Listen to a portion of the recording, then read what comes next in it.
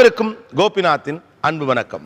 வணக்கம்லாம் மாப்பிள்ள தேனியில இருந்து. பெரியவர்களை முதியோர் இல்லத்துல சேர்ப்பது நல்லது அப்படின்னு சொல்லக்கூடியவங்க, பெரியவங்களை வச்சு தான் பார்த்துக்கணுமே ஒழிய கொண்டு போய் அப்படி விடப்படாது முதியோர் இல்லங்கள்ல அப்படின்னு சொல்லக்கூடிய இரண்டு தரப்பு இந்த பக்கம் இருக்காங்க. பாய்ஸ் நல்ல ஆக்ஷன் பிளாக் மாட்டிருது, ஃபுல் என்ஜாய்மெண்ட் தான். மட்டும் தான் நம்ம பேரண்ட்ஸ் நல்லா பார்த்துக்க முடியும். அதே மாதிரி அவங்களுக்கு என்ன விஷயம் பிடிக்கும், எது சந்தோஷங்கிறது நமக்கு தான் தெரியும். நாளைக்கு இந்த ப்ரோகிராம் டெலிகாஸ்ட் ஆகி உங்களை 4 பேர் கேள்வி கேக்குறாங்களா? கேக்குறவங்களுக்கு நான் பதில் சொல்றேன். ரியாலிட்டியை நான் புரிய வைக்க. மனம் இருந்தால் மார்க்கம் உண்டு. பலசர கடையில் போய் மனம் இருந்தால் மார்க்கம் உண்டு 1 கிலோ அரிசி கூட ஆனாச்சுன்னா ஓங்கி கணக்கு நம்ம பேர்.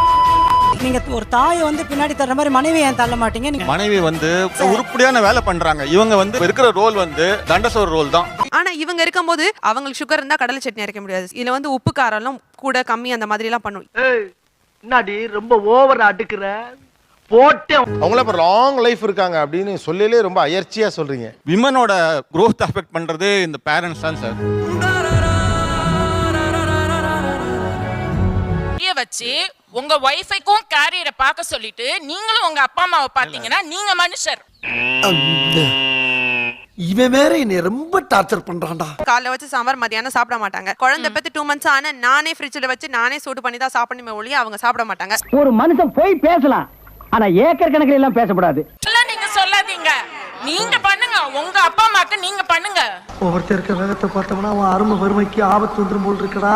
மனுஷன் உணவுக்காக மட்டுமா வாழ்றான், மானத்துக்காக வாழலையா? வாழ்றான். மேம் பிசிக்கலி எமோஷனலி அவங்க ட்ரெயின் ஆயிருப்பாங்க. அவங்களுக்கு இருக்கிற ஒரே ஹாப்பினஸ் வந்து அந்த பேர குழந்தைகளோட இருக்கிறதா. அப்படியா? அப்படிதான். இருக்கிற ரோல் வந்து தண்டசோர் ரோல் தான். என்னடா சொன்னா எலி குஞ்சு பயல. நீங்க ஒரு தாயை வந்து பின்னாடி தர்ற மாதிரி மனைவி ஏன் தள்ள மாட்டீங்க? Good question. மனைவி கேர்ள்ஸ் தான் நல்லா குவாலிஃபை வராங்க. வீட்ல அப்பா அம்மா இருந்தாங்கன்னா they cannot pursue their career. அப்படியே அறுத்து தள்ளிட்டாலும் அது மெடிக்கல் ப்ராப்ளம்லாம் வந்துருச்சுன்னு ஒதுக்கங்களா, அந்த வீட்டுக்குள்ளேயே ஒரு வாரி ஒரு ஸ்மெல் வருது. எவ்வளவு கேவலமான பிறவிங்க இல்ல நம்ம. அவங்க வந்து வெளியாள கொண்டு வந்து விடுறதுக்கு ஒத்துக்க மாட்டாங்க. நீங்க வெளியாளே இல்ல மேடம், நான் சொல்றதா சொல்லட்டும். ஒரு ஆர்டரா ஃப்ளோவா போயிட்டு இருக்கல்ல, கூட பேசினா மறந்துட மாட்டானா. அதுக்கு நிம்மதியா 3000 ரூபாய் கட்டி நீ போமா அங்கே இருமா சொல்றது எவ்வளவோ வரவேற்க. நீங்க உங்க வைஃப் உங்களுக்கு கொடுக்கிறது ஃபைனான்ஷியல் சப்போர்ட். உங்க பேரண்ட்ஸால உங்களுக்கு எந்த பிரயோஜனம் இல்லைன்னு நினைக்கிறீங்க. உங்க வைஃப் ஐயோ டயர்ட் ஆயிடுவா, வேலைக்கு அனுப்ப முடியாது. ஏங்க தெரியாம தான் கேக்குறேன், இதெல்லாம் ஒரு பொழப்பா? இப்ப நான் எழுந்தனே அவங்களுக்கு ரஸ்க் வேணும். 9 rupees. ஆமா ஆமா 20 rupees இல்ல 46 rupees. சரி 40 pieces இருக்கும். அந்த 3 நாள்ல சாப்பிட்டு தீத்துருவாங்க. அவங்கன்னா ஒரு சாம்பார்ல கத்திரிக்காய் போடணும், உருளைக்கிழங்கு போடணும், இது கேரட் போடணும். காஸ்ட் ஆஃப் லிவிங் பார்த்தா அது மேடம் சாவும்ல நீ சாவும்ல செத்த போயில. வீட்டுல பெரியவங்களை வச்சு பாக்குறது எவ்வளவு சிரமமான விஷயமாக இருக்கு. பெத்தவங்க வந்து ஒரு 60 வயசுக்கு மேல அவங்க சாப்பிட்டு இருக்க போறாங்க தவிர அவங்க சொசைட்டிக்கு என்ன கான்ட்ரிபியூட் பண்ண போறாங்க?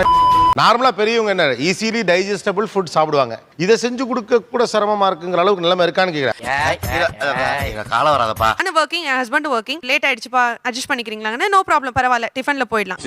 அங்க போட்டது தின்னுட்டுலாம் இல்ல மேடம். போட்டதை தின்னுட்டு அப்படிங்கிறது உங்களுக்கு மோசமான வார்த்தையா தெரியும்னா நீங்க ஒரு 3 நாள்ல தின்னு தீத்துருவாங்க அப்படின்னீங்கல்ல, அதுவும் இதுவும் எந்த டிஃபரன்ஸும் கிடையாது.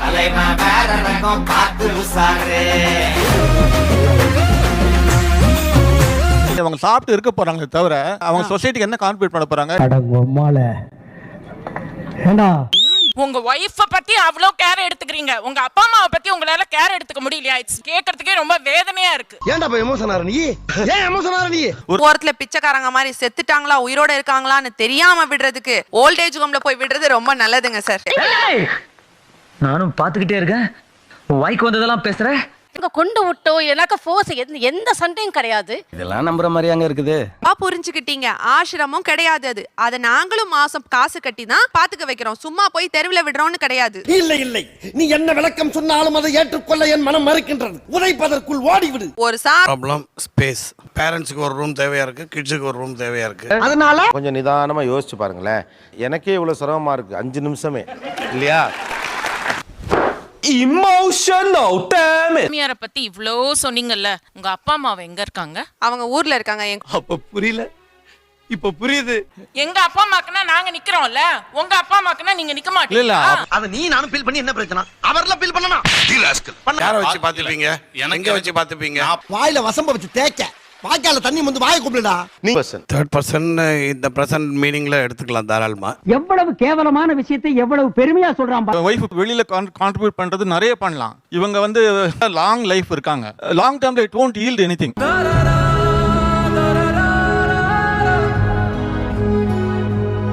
இன்னைய தேதிக்கு வீட்டுல பெரியவங்களை வச்சு பார்க்கிறது எவ்வளவு சிரமமான விஷயமாக இருக்கிறது. இவ்வளவு நாளா என் மனசுக்குள்ள இருக்க விஷயத்தை யாருக்கிட்டயாச்சும் சொல்லணும்னு நினைச்சேன். உங்ககிட்டயே சொல்றேன் உட்கார் ப்ளீஸ். வந்து படிச்சு எப்படிங்க? சொசைட்டிக்கு இருங்க சார். உருப்படியான வேலை பண்றாங்க. பெத்தவங்க இல்ல, வந்து உருப்படி இல்லையா? இல்லைங்க என்ன பெத்தவங்க சார்? இல்லைங்க.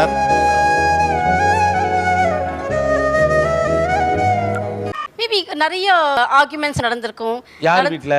எங்க வீட்லயே தான். அப்ப பண்ற அளவு 30 வருஷம் பார்த்த உங்க அப்பா அம்மாக்காக உங்களுக்கு வந்து திங்க் பண்ண முடியல. உனக்கெல்லாம் மானம் சூடு சொரணை ஈனம் எதுவுமே கிடையாதா? சோறு தானே திங்கிற? வந்து பார்த்தவங்களுக்கு தான் அது தெரியும். நாங்கெல்லாம் என்ன நான் மாடா மேய்ச்சிக்கிட்டு இருக்கோம், வாழ்ந்து தான் பாக்குறோம். தான் ஒரு குழம்பு வச்சா எனக்கும் எங்க வீட்டுக்காரரும் எதை கட்டின பாவத்துக்கு இருந்தாலும் கம்முன்னு போயிடுவாரு. ஆமாயா நம்ம பையன். ஆச்சு ப்ரொவிஷன் சொல்லிட்டு அவங்களுக்காக என்ன வாங்கிக்கிட்டாங்கன்னு சொல்ல முடியுமா? அப்படி கேளுங்க. இப்ப கேட்டீங்களே நியாயமான கேள்வி. எனக்கு இந்த கேள்விக்கு பதிலே இதுக்கு பதில் தெரியாம உங்களுக்கு இருக்குமாங்கிறது எனக்கு தெரியல. சரிங்களா? ஃபியூச்சர்ல எப்படி உங்க குழந்தை உங்களுக்காக காம்ப்ரமைஸ் பண்ணிக்க போகுது? தேவையில்லை. என் பையனுக்கோ என் மருமகளுக்கோ கஷ்டமா வந்தா ஹானஸ்டா நான் வெளியேறேன் மேடம். ஏன்னா இந்த மாதிரி அயோக்கியத்தனமானங்கள் செய்வாங்கற நம்பிக்கை எங்களுக்கு உண்டு. சொன்னது எல்லாமே பழி வாங்குற மாதிரியே தான் இருந்தது. அங்க போ போட்டதை தின்னுட்டு பேசாம உட்காந்துக்க. என் வாழ்க்கையில இன்னும் நான் எல்லா குடும்பங்களை பார்க்கணும்னு இருக்கும் எனக்கே தெரியல. நீங்க என்ன மாதிரியான எண்ணத்தை விதைக்கிறீங்க பாத்தீங்களா? கொஞ்சம் படுக்கிற மாதிரி போயிட்டா கூட உன்னால வச்சு பாத்துக்க முடியாது. இவ்வளவு கேவலப்பட்ட ஒரு பொழப்பு தேவையா? எனக்கு ஆன்சர் இல்ல. ஏய் உன்னை தெரியும்டா எனக்கு. இதெல்லாம் நம்ம கிட்ட வேண்டாம் மகனே. தெரியல. மனம் இருந்தால் மார்க்கம் உண்டு. பலசர கடையில் போய் மனம் இருந்தால் மார்க்க கொண்டு 1 கிலோ அரிசி கூட அண்ணாச்சின்னா ஓங்கி கண்ணத்துல நம்ம விட்டுருவாங்க. நார மூதேவி உங்க அறிவிலி அறிவு. இவ்வளவு ஒழுங்கா தான் பேசுன நீ. நான் பைசா வேணும், பைசா இல்லனா ஒண்ணுமே பண்ண முடியாது. அவங்க நீ ரொம்ப ஓவரா போயிட்டு இருக்க. ரொம்ப ஓவரா போயிட்டு இருக்க. என் பொறுமைக்கு ஒரு அளவு இருக்கு. பிரச்சனை இல்லாம அவங்க ஓல்டேஜ் ஹோம் போனாங்க, நீங்க எப்படி சொல்றீங்க? என்ன பங்கு? மாட்டிக்கிட்ட பங்கு. என்ன தெரியல. இவள வீட்டுக்குள்ள விட்ட வீட்டை ரெண்டாகி விடுவாங்க. ஒரு மனுஷன் மாதிரி இன்னொரு மனுஷர் கிடையாது இல்லையா? அப்படி இருக்கப்ப ரைட்டு கொஞ்சம் அட்ஜஸ்ட் பண்ணிக்கிட்டா என்னன்னு கேக்குறேன் நான். சும்மா கூமுட்ட மாதிரி பேசாதயா. உங்களுக்கு நான் புரிய வைக்கிறேன். உங்கள மாதிரி புரிஞ்சுக்காம பேசுறவங்கள ஒண்ணுமே பண்ண முடியாது. ஏய் வாயை முன் ஏந்து போட. எதா அசிங்கமா பேசிட்டு போற. பேசணுங்கிறதுக்காக ஈஸியா பேசுறீங்க. சத்தியமா இல்லங்க. மனசால சொல்றேங்க. நடிக்காத. உங்கள மாதிரி 4 பேர் தான் இப்படி வரண்டாவாத பேசிட்டே இருப்பாங்க. ரியாலிட்டியை புரிஞ்சுக்கிறவங்க யாருமே ரியாலிட்டி செய்வாங்க. இறங்கி ஏதாவது செய்யலாமான்ற அளவுக்கு கோவம் வருது எனக்கு. அந்த அளவுக்கு கோவம் வருது. ஹோட்டல்ல போய் சாப்பிடலாம் அப்படிங்கும்போது அவங்களுக்குன்னு ஒரு தனி வீட்லயே சமைச்சாகணும் அப்படிங்கிற ஒரு நெசசிட்டி ஏற்படுது. டேய் இதெல்லாம் ஒரு காரணம். என்ன ரோல் பண்ணின்னு இருக்காரு? ஃபேமிலில நீங்க என்ன ரோல் சார்? கதாநாயகனா? நக்கல்யா அவனுக்கு. காசு பணம் இல்லாதவனே கஷ்டத்தை தாங்கிட்டு பெரியவங்களை வச்சு பாத்துக்கிறப்ப காசு பணம் இருக்கிற நீங்க வச்சு பாத்துக்கிட்டா என்ன? எனக்கு நிறைய வேலை இருக்கு. நான் ரொம்ப பிஸி. பெத்த தாயை வச்சு முதல்ல பாத்துக்க மாட்டேங்கிறான். இவெல்லாம் என்ன மனுஷன்னு காரி துப்பிட்டு போயிடுவாங்க சார். நாளைக்கே இந்த ப்ரோகிராம் டெலிகாஸ்ட் ஆகி 4 பேர் கேள்வி கேக்குறாங்களா? கேக்குறவங்களுக்கு நான் பதில் சொல்றேன். ரியாலிட்டி. என்னோட இன்லாஸ் 2 பேருமே அவங்க சிக்க கிடையாது. அவங்க வந்து நாங்க போய் எங்க லைஃப் நாங்க வாழணும் அப்படின்னாங்க. முதியோரை படுத்து விட்டான்னா அவங்களுக்கு வந்து டயப்பர் சேஞ்ச் பண்ணணும், யூரின் பாஸ் பண்ணுவாங்க, யூரின் டியூப் மாத்தணும். இதெல்லாம் முடியாது. கம்ஃபர்ட் ஜோனை அவங்க டிஸ்டர்ப் பண்ண விரும்பல. அவங்களே ஒதுங்கிடுறாங்கன்றதை தான் அவங்க வந்து இன்டெரக்டா நம்ம எடுத்துக்கணும். இதெல்லாம் தான்டா கால கொடுமை. எங்க பிரைவசி இருக்க மாட்டேங்குது. உங்க பிரைவசி ரொம்ப பாதிக்கப்படுது. ஒரு ஃபங்க்ஷனுக்கு போறோம்னு வச்சுக்கோங்களேன், வீட்டுல அம்மா அப்பா இருக்காங்க, போக முடியாது வர முடியாதுங்கிற மாதிரி. சரின்னு தெரிஞ்சா கூட என்னால கேட்க முடியாது. நான் என்ன நினைக்கிறேன், அவங்க மாதிரி இருக்கவங்களோட போய் சேர்ந்துக்கட்டும். செருப்புல சாணிய முக்கிய அடிப்பேன்.